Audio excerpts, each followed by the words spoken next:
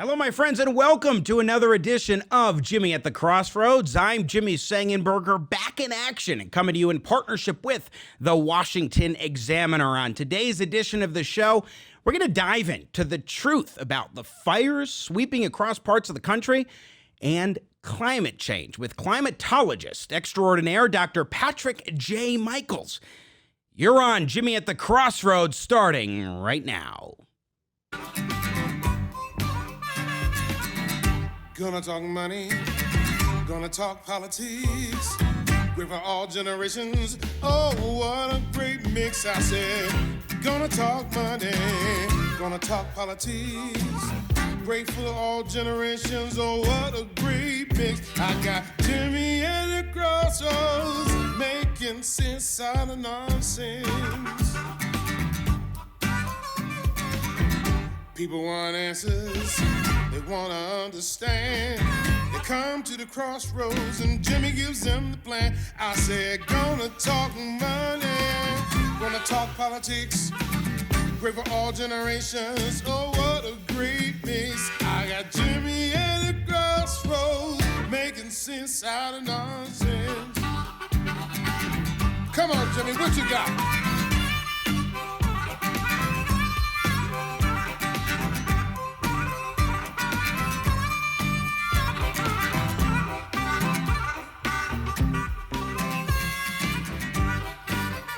Yes, indeed. It's Jimmy at the Crossroads. So great to be with you, back in action this week. Such a pleasure and a privilege. Subscribe today, by the way, if you have not done so already. YouTube.com/Jimmy at the Crossroads. And like, subscribe, follow all those good things to our friends at the Washington Examiner, WashingtonExaminer.com, and of course on social media. You know, I'm here in beautiful Colorado, where our skies have been all too often obscured by ash in the air, as forest fires have hit home here and all across the western United States. There's a big question a lot of people are considering, and we're going to dive into today. What is causing these fires in America?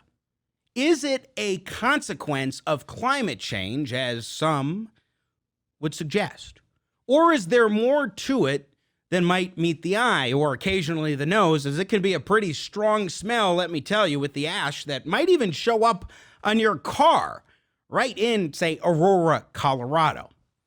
I'm very pleased to talk about this important issue with a gentleman who was the president of the American Association of State Climatologists, and also program chair for the Committee on Applied Climatology of the American Meteorological Society, and also is now the senior fellow at the Competitive Enterprise Institute and a senior fellow at the CO2 Coalition in Arlington, Virginia. Dr. Patrick J. Michaels, climatologist extraordinaire, my go-to guy when I want to dive into the science of climate change, joins me now here on Jimmy at the Crossroads. Sir, welcome to the program. It's good to have you today. Good to be here. You have a great intro, by the way. Oh, thank you. Did you enjoy the harmonica? Yeah, it was terrific. I appreciate it. We like to have fun here on Jimmy at the Crossroads. And, you know, I'm excited because while I first met you in 2011 when you gave a talk at the Independence Institute in Colorado, we've never seen each other face to face because we've only done radio interviews. So it's good to see you once again. Well, you can tell I have a face made for radio, so. Well, right now we're putting it on camera, which may be pretty risky for Jimmy at the Crossroads, but hey, I can do it, so you can do it. I think we're good. Got it. All right. Well, thank you for coming on today, because this is such an important issue, especially as it is something, as people talk about the idea that climate change is driving the forest fires that we have seen across the country. It is leading some to say, well, this means that we need radical change in terms of government policy. I'll play some clips, show what the media is saying, and Biden and Kamala Harris, but what is your overall sense for things when it comes to the forest fires and climate change? Well, those forest fires don't stop at state lines. And the fact that they're confined to these three western states makes you kind of wonder, if it has more to do with policy than climate. And in fact, it does. These forests have been accumulating extremely large amounts of matter on the forest floor. It's very combustible, and when they go up, and by the way, you can leave climate change out of it in the following sense. California's forests get dry enough to explode every summer. It doesn't matter whether the climate is cool, whether the climate is warm, or in between. They are just combustible every year. And when you have more and more material to combust, guess what? At the end of the summer, you get an explosion. And that's what's happened.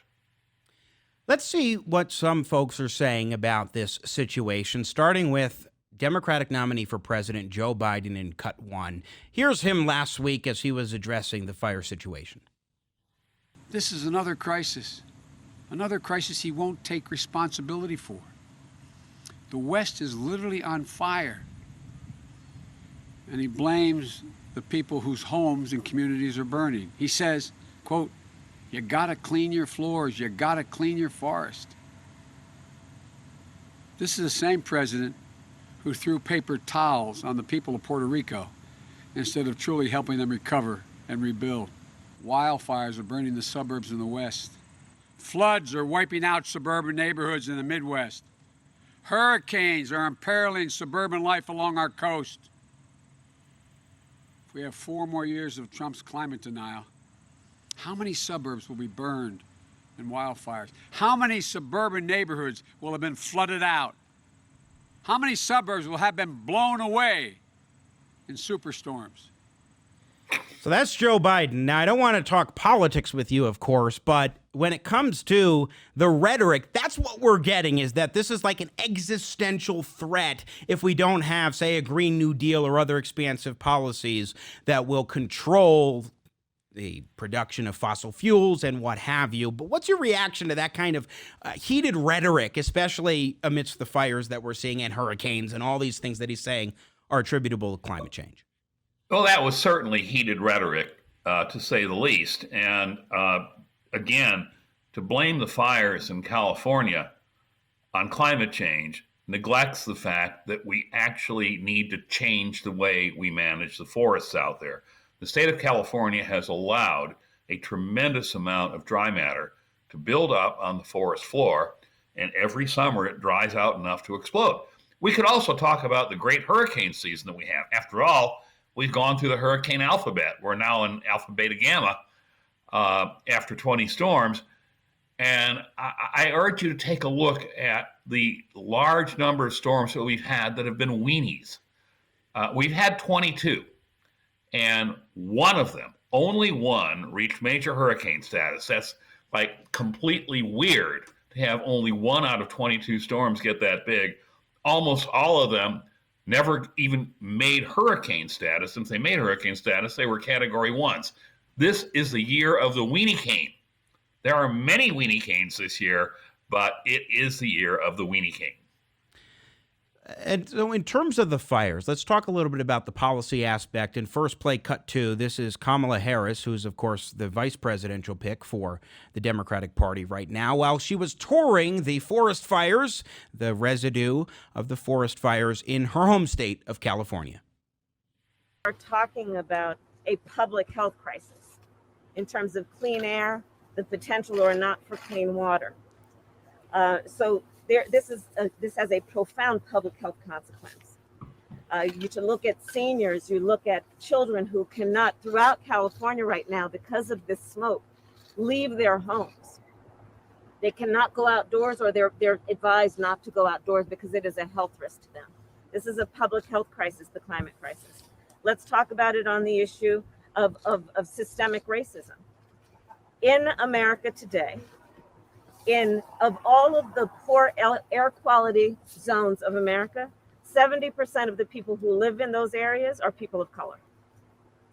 So when we talk about environmental justice, we know that people of color, poor people, are disproportionately impacted by these issues.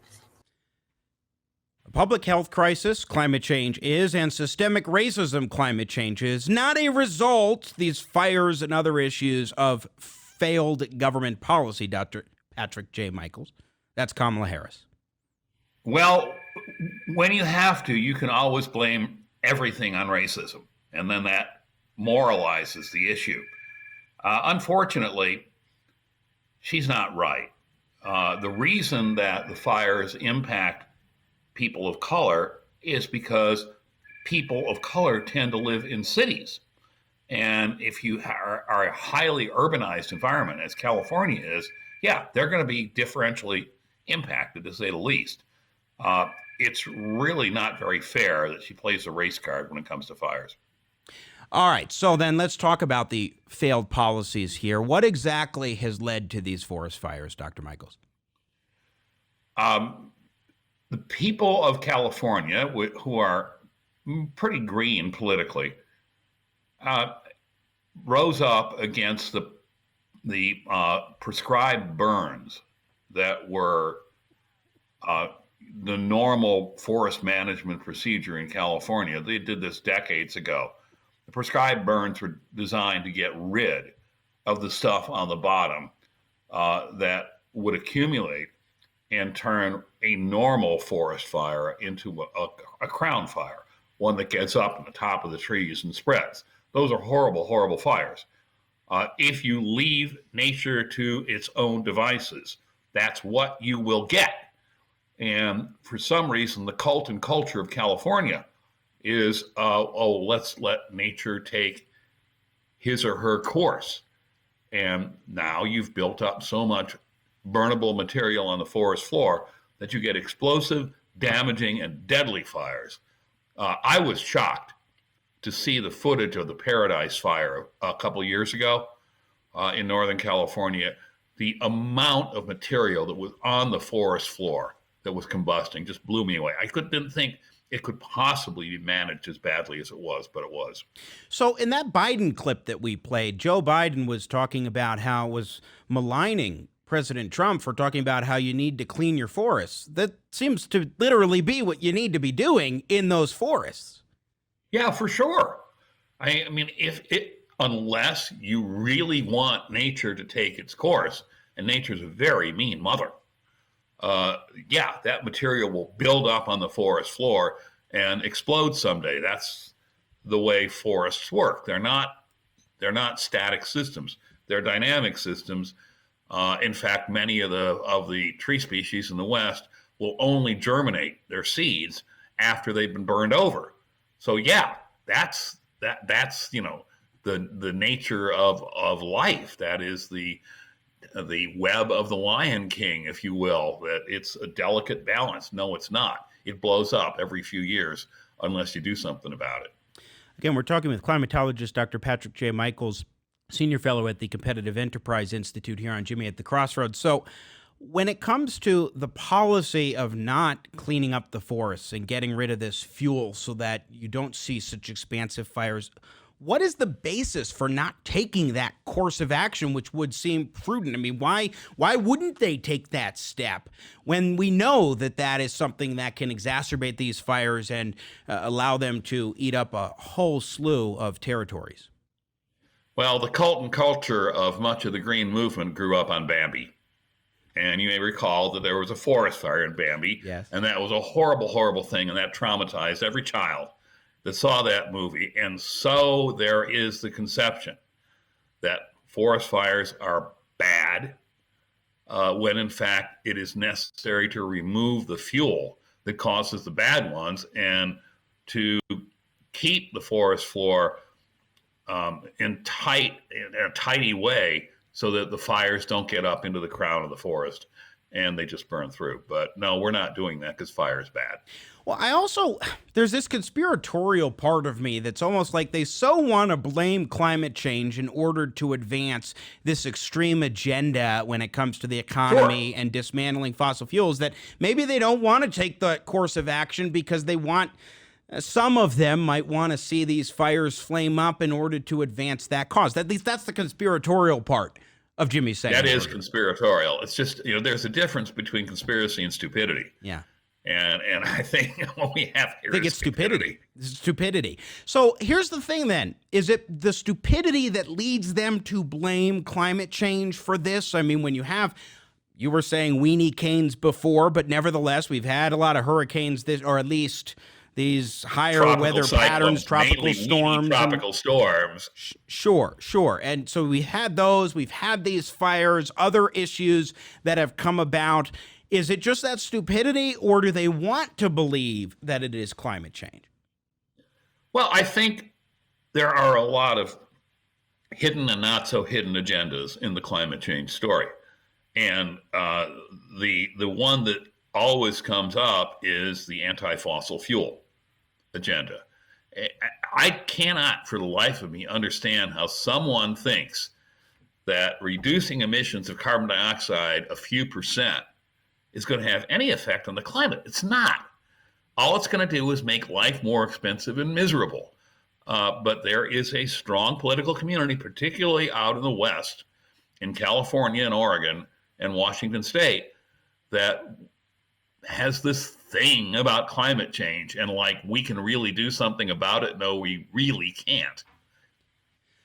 So, Dr. Michaels, let's talk a little bit about what's really going on here as far as climate change, because we are seeing these forest fires. They're pretty prominent right now across the country. Clearly, a lot of it is bad forest management. Also, here in Colorado, we have these droughts every so often. They just come up, and we have a very dry situation in Colorado and other western states. So that's nothing that's particularly new. But how do you handicap where we are at in terms of this idea, this notion of climate change that some on the left say requires us to take massive, swift action? Otherwise, the world's going to go burning up in 11 years. Yeah, well, that's just kind of silly. I mean, we actually have records of what's deposited in your streams in Colorado. And we can look at the species that are in the layers underneath the stream. And what you see is somewhere around the 16th to the 17th century, there were like 4 or 5 decade-long droughts.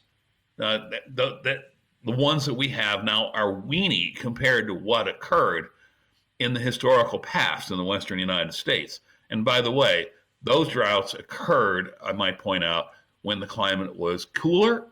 We're talking about during the beginning of the Little Ice Age several hundred years ago. That's when the huge mega droughts occurred in the West. If you think it's burning now, go back to then. You'll see a lot of fire. Now, you call yourself a lukewarmer, or you have in the past, and written books and articles describing yourself that way. What do you mean by that, and what is it about the trajectory of climate change, say, in the last decade or 20 years that leads you to be a lukewarmer as opposed to, say, going overboard in either direction? Well, the lukewarm synthesis of climate change, when I will take some credit for having been behind it, is that climate change is real. People have something to do with it. And it's nowhere near at the level that it was forecast to be at. It's much slower and lower than the computer models said it would be now. And the newer computer models are even worse. They have taken errors that were made throughout the globe's tropics and now generalized them to the entire globe surface. What you're getting is less than is forecast. And the most likely forecast, if you're going to make a forecast, is something called persistence. So if it has been below where it was supposed to be, it's probably going to continue to be where it's supposed to be. I realize that's something like common sense, which infuriates a lot of people, but it is what it is. Now, that's so striking, though, how far off these predictions have been. And I think when we've talked about this before, it goes to the modeling. That really there's only one model that has been working. We've talked about it before, how the Russians colluded with nature to understand more accurately the trajectory of climate change, Dr. Patrick J. Michaels, as opposed to, say, what the UN's Intergovernmental Panel on Climate Change has looked at. Yeah, we need to call the special prosecutor, because it is, in the last model suite that was out there, it is only the Russian model out of about 35 different model groups that actually got the tropics right. And now there's a new suite of models that's come out, which are going to go into the next United Nations report. And the Russian model, like before, is the coldest of them all, has the least warming of them all, and now it has even less warming than it had in its previous generation. And that's the one that tracks reality. Now, in terms of the reality and tracking it, how close? How close is the Russian model, especially in comparison to what the Intergovernmental Panel on Climate Change uses? Well, when we look at the satellite and weather balloon records going up through the atmosphere, so that's a three-dimensional atmosphere. And remember, the weather balloon data has got to be pretty darn good because those things are calibrated every time they're launched. So they're set to a standard. The Russian model tracks the weather balloon and satellite data extremely well, better than any other model. And, you know, if we were actually doing science here, as opposed to doing scientific rhetoric, the best practice is to use the climate model that works. That's what happens in the daily weather forecast. You know, weather forecasters have about 8 global models to choose from on any given day. And they don't average them all up and divide by the number of models. No, they will rely upon the model that appears to be working in the situation that we have today, or say for the last week. And they'll rely more heavily upon that than the others. Well, that's just good scientific and forecasting practice. And that's what we should be doing. We should be using the Russian model as the basis for our climate projections. Now, I guarantee you, if that's what's used in the next United States National Assessment of Climate Change, which is due out in a few years, that assessment is going to conclude that this issue has been overblown. Going to the politics of all this, I mean, that is the critical point, that it has been so politicized, especially because the United States has been leading the world in reducing carbon emissions, even as we have produced more oil and gas. I mean, it's gone up, our production of fossil fuels, natural gas, especially with fracking, and oil. Our production has gone up, and yet we have overall, most of the recent years, reduced carbon emissions, and even in many of those years, noticeably less than the European Union. For example, I recall a stat that showed, or a chart that showed, that in 2017, so a few years ago, the United States decreased our carbon emissions by about the same amount as the European Union increased theirs, again, even as we have been increasing our oil and gas production. Yeah, that's quite the story, isn't it? And the reason that the U.S. emissions have dropped so much is, in fact, the hydrofracturing revolution, the substitution of natural gas for coal for electrical generation. A natural gas plant produces about 40% of the emissions per unit energy that you get out than a coal plant does. And so that's why our emissions have been going down. Yes, in Europe, they don't have this. I think that the U.S. is going to be ultimately exporting a lot of that hydrofractured gas to Europe, getting them off the being at the mercy of the Russians that now supply them their gas. It would be nice to get them off that. That's like a geopolitical pawn they're being played. Yeah, we can do that. And when we do that, the world's emissions will go down. Let's talk about rainfall, because one of the things that, and we were talking a little bit about this before, about droughts that are common in the West. I recall experiencing, we've lived here almost 20 years in Colorado, and I've noticed multiple years where we have been dealing with droughts in the past. All across the West, that is something, as you pointed out, in the historical record we've seen, whether during the course of the lifetime of the United States of America or well before that. But a lot of folks are saying, okay, we have a drier climate now, and we're looking at rainfall, we're looking at these things, and there's the mark of climate change here. What about that? Well, I wish I could tell you there was a real signal in United States rainfall. What has happened over the course of the last 100 years is things have gotten a little wetter in the northeastern corner of the country, and they've gotten a little drier in the southwestern corner. I haven't seen any consistent signal in all these climate models that say that that's what should be happening. In fact, the precipitation in these climate models, their forecasts are abysmal. They vary so much between models. They vary more between models than the actual data varies within itself. That's something I certainly would not depend upon. Yeah, in terms of the weather. Oh, wait, hey, yeah, Jimmy, go ahead. I need to put in a plug here. Yeah. The scientist who was most responsible for showing that these models are having real problems with their precipitation is a guy by the name of David Legates, who has been the subject of many news stories recently because he's supposedly a denier. No, he's actually a really good scientist who has taken apart the precipitation terms in the models and published papers. I mean, he's got, 11,000 plus citations in the scientific literature. That's just an enormous number.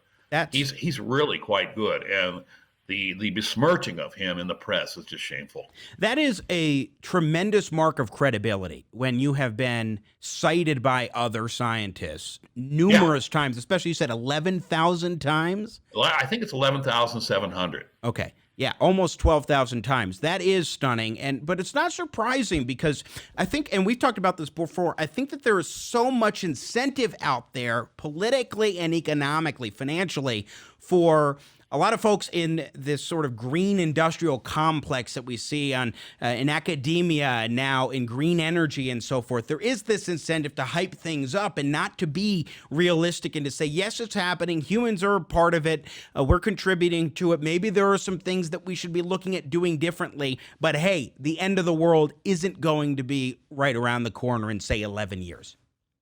You know, I'll tell you one thing, Jimmy. You'll make money by going short on apocalypse futures. I counted up once. I think I've lived through 9 environmental ends of the world, from population increase to resource depletion to global cooling to ozone depletion, et cetera. They're like a dime a dozen. And again, I would say you would probably do best to go short. So let's get to the heart of the matter. And by the way, if you're wrong in that investment, you'll be dead anyway, and you won't notice the loss. Yeah, very true. So at its core, if somebody's watching and they're trying to think, okay, what's the best way for me to explain to my friend who keeps saying, look at those forest fires, they're due to climate change. We have to have a Green New Deal. It's climate change. We saw footage of Governor Newsom over in California saying this is proof. You cannot deny climate change. It's real and it's causing these fires. What's a short form way for somebody to answer a friend, a family member, a colleague on that particular point, Dr. Patrick J. Michaels? Well, we have been told that the end of the world is nigh, repeatedly, from global cooling, from global warming, etc. And what you really have to do is look at the long historical records that are stored in tree rings, that are stored in sediments on rivers, and you see that there's literally nothing new under the sun. And if you think that, well, we're going to drown because sea level is going to rise because Greenland's going to melt, you need to look at the historical record in Greenland. It was several degrees warmer for about 6,000 years at the beginning of the penultimate interglacial period, and Greenland only lost 30% of its ice after several thousand years. That's warmer than we can make it, no matter what. So yeah, you're going to live. I mean, you know, maybe you don't like that, but that's the fact. Well, and back to the forest fires, I mean, the fundamental point to stress to folks really is that, no, this isn't because there's some dramatic shift in the climate. It's actually because a guy like Governor Newsom hasn't allowed for more responsible policies to clean up the fuel that is in these forests and exacerbating these fires. Yeah, you know, I'm old enough to have a little bit of memory here, and I went to high school out in California in the late 1960s. And I remember going skiing in the Sierras, and it was a beautiful forest, and then coming back 30 years later and seeing all these trees that are overmature, they're dead, they're standing firewood, basically. This is a management issue. It's not a climate issue. And it seems to me that that's the case for issue after issue after issue in the environment, especially when government has gotten involved and tried to micromanage things. Yeah, that's unfortunately true. We've had environmental issue after environmental issue that will have government programs that some will do something good about them. I think we were very successful with the controlling of the emissions that go into making rain more acidic. Yes. But controlling the emissions that put more CO2 in the atmosphere, not so successful, because that carbon dioxide, if you think about it, is like the meta respiration of civilization. You have to stop civilization to stop the respiration. To that point, actually, what about the greening of the planet? Where are we in terms of greening amidst the climate change concerns? That is the cool story that is known, to many of us in the business, but apparently not known to people who write the news. The Earth is getting dramatically greener as a result of the increasing carbon dioxide concentration in the atmosphere. The CO2 is a fertilizer. If you go to a professional greenhouse, you'll see they have actual tanks of CO2. They increase the concentration from its background of about 400 parts per million to a couple thousand parts per million, because the plants just grow much better. That's one reason. And the other reason is global warming from carbon dioxide doesn't take place uniformly across the seasons. It tends to take place in the winter and at night. That's when the coldest temperatures are. And so warming the winters lengthens the growing season. And you can see the massive greening of the high latitudes of the northern hemisphere that's occurring, along with the pretty decent greening of the lower and the mid latitudes, but really, really is pronounced at the highest latitudes. So we're making a greener planet. And I pointed this out, and I love the response from the other side. I said, whoa, what's so good about a greener planet? I mean, come on. When we look at models, and obviously they've been so wrong in so many ways, except for this Russian model, how should somebody actually view a model? Because we've been hearing a lot of discussion about modeling with regards to COVID-19 as well, with the pandemic and so forth. So how do you look at a model to judge its accuracy or otherwise? A model of a complicated system is simply an attempt to approximate the way the system works. It's not the way the system works. It's an attempt to approximate it. And if you treat climate models as attempts to approximate, you probably wouldn't base your life, your daily decisions, what you're going to drive or not drive upon something that is an attempted approximation. It's really good to go with reality as opposed to models. And I think we saw that in coronavirus for sure, in many colors. I think the coronavirus situation has made people question the validity of running our lives based upon computer models. And, God knows, I mean, here I am in Washington, D.C. This is going to be the third night I've spent here since March because of those darn models. Yeah, Dr. Patrick J. Michaels, we will be watching this story of climate change and other modeling-related topics like COVID-19 with great interest. I so appreciate you joining me here on Jimmy at the Crossroads today. It's always great to get your perspective. It's a great show you have. I like it, Jimmy. Thank you. I appreciate it. And we will have you back, I am sure. Good. Let's do it again soon. Absolutely. Stay well and healthy, sir. Yes, sir. Once again, Dr. Patrick J. Michaels joining us here on Jimmy at the Crossroads. His senior fellow at the Competitive Enterprise Institute and also at the CO2 Coalition. Well, that is it for us today here on Jimmy at the Crossroads. Definitely do your own due diligence on this topic, because we cannot just be misled into believing that this is what they say it is. In this case, climate change when it comes to the fires. Check out Dr. Michaels' work as well. I'm Jimmy Sengenberger. Thanks for joining us, for watching, for sharing the content. Subscribe, youtube.com/Jimmy at the Crossroads. My thanks to producer extraordinaire Nathan Matouche and to the Washington Examiner as well. Have a great day, and may God bless America.